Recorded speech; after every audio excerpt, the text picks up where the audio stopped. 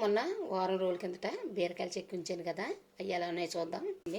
మనం ఎలా చెక్కున్నాయి అలాగే ఉన్నాయి, అసలు పాడవలేదు. ఎలాగున్నాయి అస్సలు పాడవలేదు.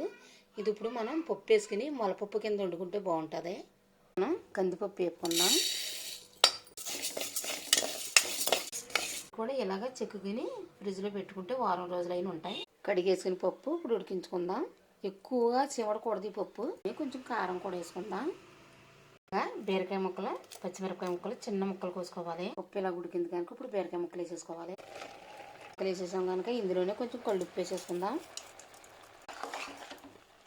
పప్పు అయిపోయింది. ఇలాగ పొడి పొడి ఆడుతూ ఉంటే బాగుంటుంది. వేసేసుకుందాం. ఇప్పుడు